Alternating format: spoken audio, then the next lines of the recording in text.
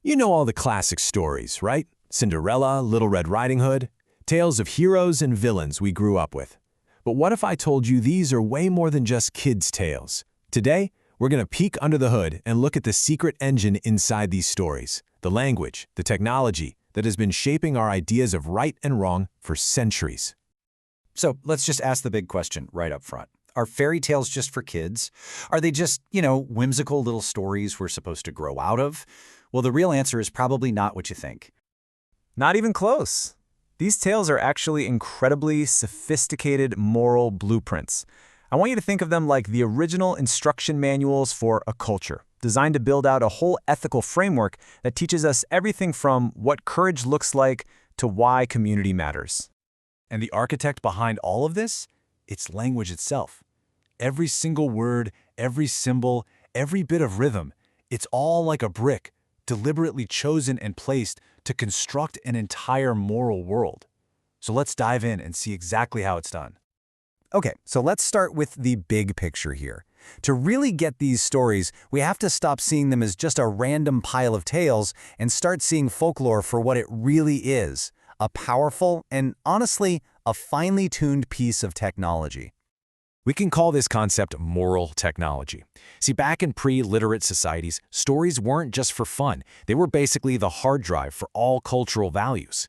Folklore is this carefully engineered system that uses language to build and pass down a society's entire ethical compass, embedding ideas like justice and loyalty right into our collective memory. So, if folklore is the blueprint, what are the actual building blocks? Well, it all starts with the words, the very bricks and mortar of this whole moral architecture. The specific words or the diction that you see in folklore are chosen with incredible precision. They might seem simple, but they are packed with emotion. Adjectives like brave or greedy, they aren't just descriptions, they're moral labels that tell you instantly who to root for. And verbs like cursed, that doesn't just describe something that happened, it carries the entire weight of a moral consequence. Every word is a signpost on a moral map. And here's a perfect example of how language can make a really abstract idea totally tangible. This line, it's from an Indonesian folktale. It doesn't just say greed is bad. No, it gives that vice a physical form, a cold, hard, unfeeling stone. It allows us to feel the moral lesson instead of just thinking about it. And what's so cool is seeing how different cultures use their own environments to talk about the same universal problems. In the West, you've got King Midas, where gold shows how greed cuts you off, turning everything you love cold and lifeless. But in Indonesia, stone is the metaphor, showing how greed destroys your empathy and basically turns your humanity to rock. It's the same moral, just seen through a different natural lens. This is exactly why folklore leans so heavily on these symbolic opposites, light versus dark, growth versus decay. These are not just artistic flourishes, They are moral tools. They create a clear landscape where ideas like justice and deceit become as obvious and visible as day and night. Okay, so we've got our bricks, the words and symbols. Now let's look at the mortar that's holding it all together, the actual rhythm and the structure of the sentences themselves. You have to remember, the sentence structure in folklore, the syntax, it's made for your ears, not your eyes. Before these stories were ever written down, they had to be easy to remember. And that's why you see so much repetition and parallel phrasing. It creates this musical quality that helps lodge the story and its moral deep inside your brain. Think about those classic openings like Once Upon a Time or the Indonesian Pada Zaman Dahulu.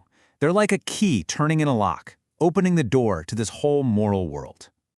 And a lot of the time, this structure actually mirrors the moral lesson. In English, you have that perfectly balanced phrase, the bigger they are, the harder they fall.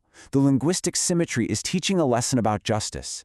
In the same way, the Indonesian phrase, cerdik tapi licik, clever but deceitful, uses that parallel structure to point out a moral conflict. The grammar itself is teaching you about balance. It's brilliant. All right, now we get to the most dynamic part of this whole moral engine, dialogue. Because in folklore, what a character says is never just talk. Their words can literally decide their fate. This all comes from a really cool concept called a speech act. And the idea is pretty simple. Some words don't just describe the world, they actually create a new reality. A promise, a vow, a curse. In these stories, these aren't just sounds, they are actions. They have real power to change everything that happens next. So here's how it plays out. Let's take the Indonesian legend of Roro Jonggrang. First, a prince makes a vow to build 1,000 temples in a single night. Now that verbal act, it's not just him talking. It becomes a binding moral contract. And the entire climax of the story, the whole thing, hinges on whether or not he can fulfill that contract. His words literally set his destiny in motion. And what this all really boils down to is this. In folklore, dialogue is a direct window into a character's soul. A hero's goodness comes out through their humble words, while a villain's evil is always exposed by their lies and their twisted speech. Language isn't just what they say, it's who they are. So let's put all these pieces back together. We've seen how the individual words, the powerful symbols, the unforgettable rhythms, and the fate-deciding dialogue all work together. They're all interconnected parts of one very sophisticated system. At the end of the day, in folklore, you just can't separate language and morality. They are two sides of the same coin. The form of the story is its function. This whole linguistic machine, from the tiniest word choice to the grand sweep of the narrative, is built for one single purpose: to act as a moral compass, passing a culture's deepest values from one generation to the next. And that leaves us with one last big thought. We've seen how ancient folklore deliberately, carefully used language to build a moral compass for its people. And it really makes you wonder, doesn't it?